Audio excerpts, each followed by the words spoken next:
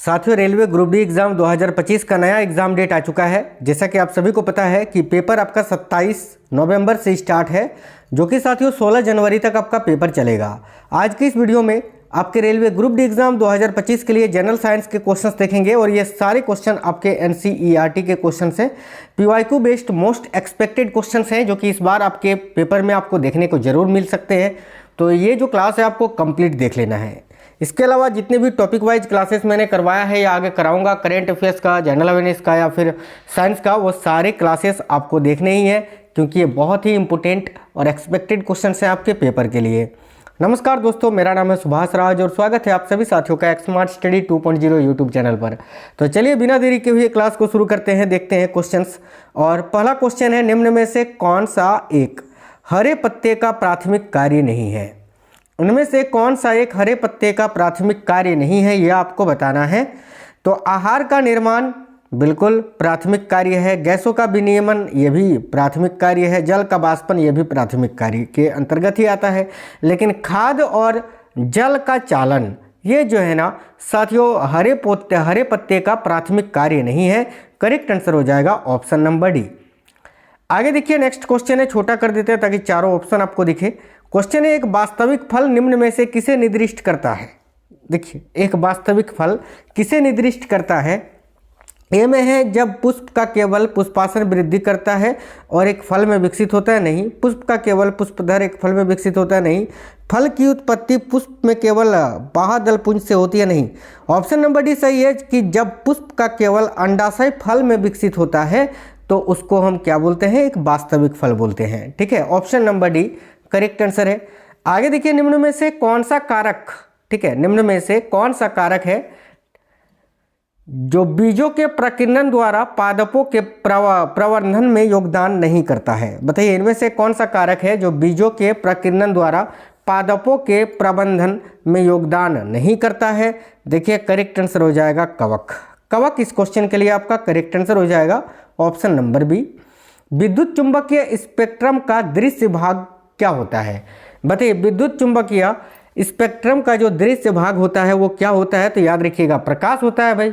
विद्युत चुंबकीय स्पेक्ट्रम का दृश्य भाग, देखने वाला भाग क्या होता है? प्रकाश होता है। देखिए, मानव आंख की बात करें तो 380 से, ठीक है, 380 से 700 नैनोमीटर तक की तरंगदैर्घ्य का पता लगा सकती है। अगर आपसे पूछे पेपर में कि मानव आंख कितने नैनोमीटर तक की तरंगदैर्घ्य का पता लगा सकता है, तो याद रखना 380 से 700 नैनोमीटर तक की। ठीक है, आगे देखिए, प्रवाल भित्तियों की वृद्धि के विषय में निम्न में से कौन सा कथन सही नहीं है? बहुत ही अच्छा क्वेश्चन है। ए में लिखा है, प्रवाल अलवणीय जल में प्रचुरता से उग सकते हैं। अलवणीय जल में नहीं यार, प्रवाल केवल लवणीय जल में ही उग सकते हैं। ये तो अलवणीय जल में बोल दिया है, पहला ही क्वेश्चन गलत हो गया। यही आपका आंसर होगा ऑप्शन नंबर ए। ठीक है, चलिए आगे देखिए, नेक्स्ट क्वेश्चन है, निम्न में से किस नाइट्रोजन ऑक्साइड में नाइट्रोजन की सबसे अधिक ऑक्सीकरण अवस्था है? बताइए, इनमें से किस नाइट्रोजन के ऑक्साइड में नाइट्रोजन की सबसे अधिक ऑक्सीकरण अवस्था है? NO में, NO2 में, N2O में या N2O5 में? तो आप जाहिर सी बात है बोलोगे ऑप्शन नंबर डी N2O5 में साथियों। तो करेक्ट आंसर हो जाएगा ऑप्शन नंबर डी। आगे देखिए, कार्बन के उस रूप के बारे में जिसे हीरा कहा जाता है, निम्न में से कौन सा एक सही नहीं है? बताइए, हीरा के बारे में कौन सा एक सही नहीं है? ए में लिखा है, यह ग्रेफाइट से कठोर होता है, बिल्कुल होता है।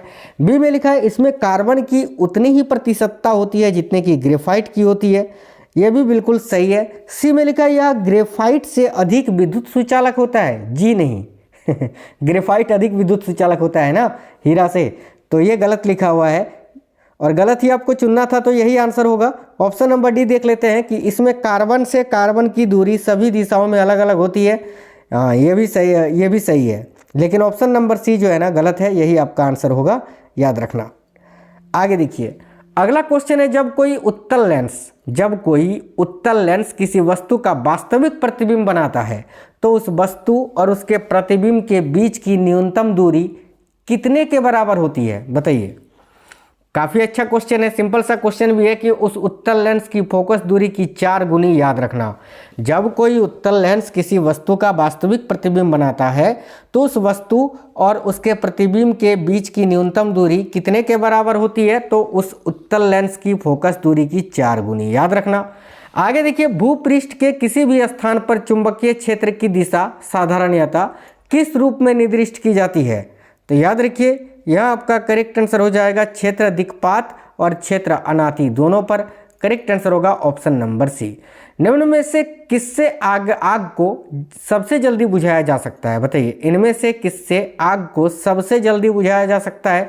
शीतल जल से नहीं, गर्म जल से नहीं, बर्फ से नहीं, उबलते हुए जल से साथियों। ऑप्शन नंबर भी करेक्ट है। देखिए, पानी को उबालना बड़ी मात्रा में भाप उत्पन्न करके जो ऑक्सीजन को विस्थापित करके आग को ठंडा भी करता है और आग बुझा भी देता है। तो याद रखना, उबले हुए पानी से जो है ना आग को जल्दी बुझाया जा सकता है। निम्न में से किसमें ऊष्मा की हानि मुख्य रूप से संवहन के कारण नहीं होती है? बताइए, इनमें से कौन सा एग्जाम्पल ऐसा है जिसमें ऊष्मा की हानि जो है ना, ऊष्मा की हानि मुख्य रूप से संवहन के कारण नहीं होती है? ए में है उबलता जल से, जी बिल्कुल, ये तो साथियों संवहन के कारण ही होती है। भूमि और समुद्री मंद पवन से भी होती है। बात्या भट्टी के चारों ओर वायुमंडल के परिसंचरण से भी होता है। लेकिन ऑप्शन नंबर डी में है कि बल्ब के तंतु में धारा प्रवाह होने के कारण बल्ब के कांच की सतह का गर्म होना, ये जो है ना संवहन के कारण नहीं होता है। ये तीनों संवहन का ही उदाहरण है, लेकिन ऑप्शन नंबर डी नहीं है। तो ऑप्शन नंबर डी इस क्वेश्चन का करेक्ट आंसर होगा। निम्न में से कौन सा एक लक्षण पादप के तने के रूपांतरण का एक संकेत है? बताइए, कौन सा एक लक्षण है जो पादप के तने के रूपांतरण का एक संकेत है? आलू में आँख का पाया जाना, प्याज में सल्क का पाया जाना, मटर में प्रतान का पाया जाना, गाजर में रोम का पाया जाना। तो भाई आलू में आँख का पाया जाना, option number A correct answer हो जाएगा। अगला क्वेश्चन है मानव। देखिए, मानव के नर प्रजनन तंत्र में अधिवृषण, शुक्रवाहक, शुक्राशय और प्रोस्टेट ग्रंथि द्वारा निम्न में से कौन सी भूमिका या भूमिकाएं निभाई जाती हैं? ए में है शुक्र जनन और शुक्राणुओं का परिपक्वन, नहीं, शुक्राणुओं का परिपक्वन और उसकी गतिशीलता, बिल्कुल ये हो सकता है। ऑप्शन नंबर सी में है शुक्र जनन और शुक्राणुओं की गतिशीलता, नहीं, केवल शुक्राणुओं की गतिशीलता नहीं। ऑप्शन नंबर बी ही करेक्ट आंसर होगा। मानव में नर प्रजनन तंत्र में अधिवृषण, शुक्रवाहक, शुक्राशय और प्रोस्टेट ग्रंथि द्वारा निम्न में से कौन सी भूमिका होती है? तो शुक्राणुओं का परिपक्वन और उसकी गतिशीलता। आगे देखिए, निम्न में से कौन सा एक विशिष्ट प्रकार का दूध है जो दूध पिलाने वाली माता में उत्पन्न होता है और यह मानव के नवजात शिशु में प्रतिक्रिया को विकसित करने के लिए अनिवार्य होता है? देखिए, क्या आंसर होगा साथियों? देखिए, करेक्ट आंसर हो जाएगा ऑप्शन नंबर बी ना, नहीं, बी नहीं, सी, नव स्तन्य दूध जो होता है, कोलोस्ट्रम, जो कि बच्चा जब जन्म लेता है ना, नवजात शिशु, तो जन्म के बाद जो सबसे पहला दूध होता है उसको नवस्तन्य या कोलोस्ट्रम के नाम से भी जानते हैं, जो कि साथियों शिशुओं में प्रतिरक्षा प्रतिक्रिया को विकसित करता है। याद रखना, option number C correct answer होगा। कोशिका द्रव्य व केंद्रिका द्रव्य मिलकर क्या कहलाते हैं? तो कोशिका द्रव्य और केंद्रिका द्रव्य ये दोनों मिलकर जो है ना प्रोटोप्लाज्म कहलाते हैं, जीव द्रव्य। प्रोटोप्लाज्म शब्द को किसने दिया था? तो पुरकिंजे साहब ने। याद रखना कब? तो 1839 में। ये पूछा जाता है पेपर में। आगे देखिए, कोशिका का सबसे बड़ा व सबसे छोटा कोशिकांग क्रमशः कौन सा है? तो कोशिका का जो सबसे बड़ा कोशिकांग होता है वो क्या होता है और सबसे छोटा क्या होता है? सबसे बड़ा होता है आपका केंद्रक और सबसे छोटा होता है राइबोसोम। ऑप्शन नंबर भी करेक्ट होगा। मैंने चैनल के अंदर सेल यानी कोशिका का संपूर्ण कंप्लीट क्लास कराया है, आप लोग जाके देख लेना। आगे देखिए, कोशिका द्रव्य में कोशिकांग पाए जाते हैं। बताइए, कोशिका द्रव्य में यानी साथियों कोशिका द्रव्य किसको बोलते हैं? साइटोप्लाज्म को बोलते हैं। तो कोशिका द्रव्य में कोशिकांग कौन से कोशिकांग पाए जाते हैं? तो माइटोकॉन्ड्रिया भी, गोल्गी का भी, राइबोसोम भी, उपयुक्त सभी पाए जाते हैं। आगे देखिए, केंद्रक झिल्ली रहित कोशिकाएं क्या कहलाती है? जिसमें जिन कोशिकांग में या जिस प्रकार की कोशिका के कोशिकांगों में झिल्ली रहती है उनको क्या कहा जाता है? तो उनको यूकैरियोटिक कोशिका कहा जाता है। ऑप्शन नंबर ए करेक्ट आएगा, यूकैरियोटिक सेल। एक सेकंड साथियों, केंद्रक झिल्ली रहित बोला है ना, सहित नहीं, यानी जिसमें नहीं पाया जाता है, केंद्रक झिल्ली नहीं पाया जाता है वो पूछा है तो प्रोकैरियोटिक सेल होगा, और अगर पूछे जिसमें केंद्रक झिल्ली पाया जाता है वो होता है यूकैरियोटिक सेल में। तो option number B correct answer हो जाएगा इस क्वेश्चन के लिए। कोशिका के आंतरिक पदार्थों का पाचन कौन करता है? तो देखिए कोशिका के जो आंतरिक पदार्थ होते हैं उनका पाचन करता है लाइसोसोम। लाइसोसोम को पाचन थैली या आत्महत्या की थैली भी कहा जाता है, याद रखना। प्रोकैरियोटिक कोशिका के उदाहरण कौन है? तो प्रोकैरियोटिक कोशिका का उदाहरण आप दो याद रखना, एक जीवाणु और एक नीलहरित शैवाल यानी साइनोबैक्टीरिया आप जिसको बोलते हैं। तो उपयुक्त दोनों करेक्ट होगा, ए और बी दोनों ही प्रोकैरियोटिक कोशिका का उदाहरण है।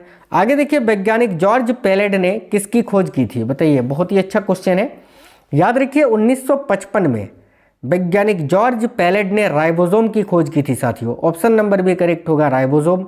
आगे देखिए, अंतःप्रद्रव्य जालिका के प्रकार कौन से होते हैं? तो देखिए अंतःप्रद्रव्य जालिका दो प्रकार के होते हैं, एक होता है रफ एंडोप्लाज्मिक रेटिकुलम यानी खुरदरी अंतःप्रद्रव्य जालिका, इसको आप RER पढ़िए क्योंकि रफ एंडोप्लाज्मिक रेटिकुलम, और ये होता है स्मूथ एंडोप्लाज्मिक रेटिकुलम यानी चिकनी अंतःप्रद्रव्य जालिका। तो उपयुक्त दोनों, ये दो प्रकार की अंतःप्रद्रव्य जालिका होती है, याद रखना। आगे देखिए, जूल प्रति केजी किसकी इकाई है? बताइए, जूल प्रति केजी किसकी इकाई है? तो भाई जूल प्रति केजी जो है ना, ये याद रखना किसकी इकाई है? तो गुप्त ऊष्मा की। ऑप्शन नंबर सी करेक्ट होगा साथियों, गुप्त ऊष्मा की। जूल प्रति सेकंड किसका ऐसा मात्रक है? बताइएगा, जूल प्रति सेकंड किसका ऐसा मात्रक है? तो भाई उपयुक्त तीनों का, शक्ति का, सामर्थ्य का और पावर का, ठीक है, उपयुक्त तीनों का। गॉस किस भौतिक राशि का ऐसा मात्रक है? गॉस जो है किस भौतिक राशि का ऐसा मात्रक है? देखिए गॉस जो है ना, ये चुंबकीय प्रेरण का ऐसा मात्रक है, याद रखना, चुंबकीय प्रेरण करेक्ट आंसर हो जाएगा। निम्न में से कौन सा कथन सही है? देखिए ए में लिखा है परमाणु संख्या, ठीक है, समान व द्रव्यमान संख्या अगर भिन्न हो तो उसको आइसोटोप बोलते हैं, बिल्कुल गलत है, ठीक है। माफ करना, कौन सा सही है, कौन सा कथन सही है? अगर परमाणु संख्या समान है, ठीक है, और द्रव्यमान संख्या भिन्न भिन्न है तो इसको आइसोटोप बोलेंगे, ठीक है। देखिएगा, हाँ ये तो बिल्कुल सही है यार, ये सही है, गलत थोड़ी है, ये सही है, उस हिसाब से यही आंसर होना चाहिए। आगे पढ़ लेते हैं। परमाणु द्रव्यमान समान एवं देखिए परमाणु द्रव्यमान समान एवं परमाणु संख्या अगर भिन्न भिन्न है तो उसको आइसोबार बोलते हैं, ये भी सही है यार। अच्छा, ऑप्शन नंबर डी भी है ना, उपयुक्त तीनों, तो यही आंसर होगा। देखो AMU का फुल फॉर्म होता है एटॉम मास यूनिट या एटॉमिक मास यूनिट, तो ये भी सही है। ऑप्शन नंबर डी उपयुक्त तीनों सही है। परमाणु की चौथी कक्षा में इलेक्ट्रॉन की अधिकतम कितनी संख्या हो सकती है? तो इसका सूत्र है 2n², मैंने बताया था KLMN, ये साथियों कक्षाएं होती हैं, इनका क्रमांक होता है 1 2 3 4, ठीक है, और ये सूत्र से आप निकाल सकते हैं अधिकतम संख्या। तो n के जगह पर आप वही लेंगे जिस चीज़ की आपको पूछा जा रहा है। तो चौथी कक्षा यानी n के बारे में पूछा जा रहा है और n का मान है 4, यानी n के जगह पर हम 4 रखेंगे। तो 2 × 4 का स्क्वायर, तो 4 का स्क्वायर 16 × 2, 16 दूनी 32, यानी ऑप्शन नंबर डी इस क्वेश्चन का करेक्ट आंसर हो जाएगा।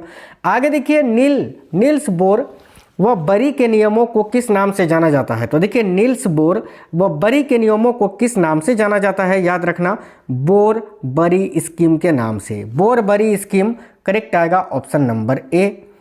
परमाणु के अंदर सबसे कम द्रव्यमान वाला कण कौन सा है? बताइए, परमाणु के अंदर इनमें से कौन सा कण है जिसका द्रव्यमान सबसे कम होता है? तो याद रखिएगा इलेक्ट्रॉन का। ऑप्शन नंबर बी राइट है, इलेक्ट्रॉन। नाभिक की खोज रदरफोर्ड द्वारा किस प्रयोग से की गई थी? तो भाई करेक्ट आएगा अल्फा कण प्रकीर्णन से। ऑप्शन नंबर सी करेक्ट होगा।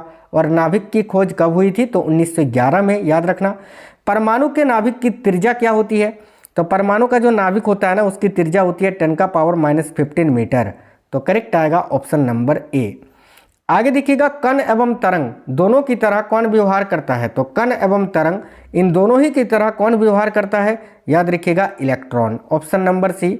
धातु ऑक्साइड की प्रवृत्ति कैसी होती है? भाई धातु का जो ऑक्साइड होता है ना, उसकी प्रवृत्ति कैसी होती है? बताइए, धातु ऑक्साइड की प्रवृत्ति, जैसे कि कैल्शियम ऑक्साइड, ठीक है, तो ये एक धातु है कैल्शियम और ये उसका ऑक्साइड, तो धातु ऑक्साइड इसकी प्रवृत्ति कैसी होती है? क्षारीय होती है, अम्लीय होती है या उदासीन होती है? तो याद रखना, धातु ऑक्साइड की जो प्रवृत्ति होती है ना, वो क्षारीय होती है साथियों। Option number A correct answer होगा, क्षारीय।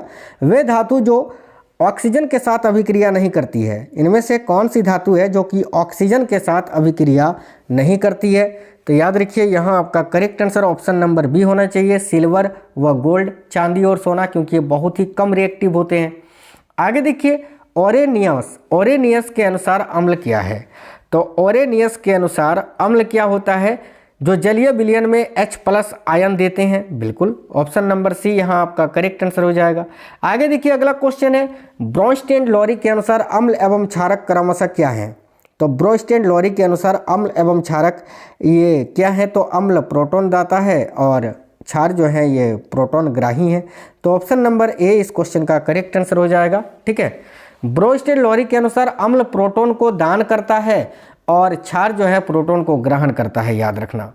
अम्ल और क्षार की क्रिया कराने की प्रक्रिया को क्या कहते हैं? तो अम्ल और क्षार की जो क्रिया होती है उसको हम उदासीनीकरण अभिक्रिया कहते हैं। ऑप्शन नंबर सी करेक्ट हो जाएगा।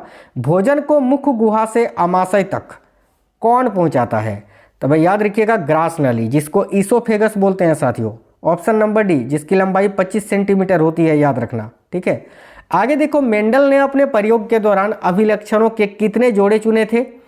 काफी अच्छा क्वेश्चन है, याद रखेंगे 7 जोड़े, ऑप्शन नंबर बी।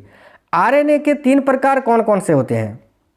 देखिए आरएनए 3 प्रकार का होता है, mRNA, rRNA और tRNA, यानी option number A correct answer हो जाएगा।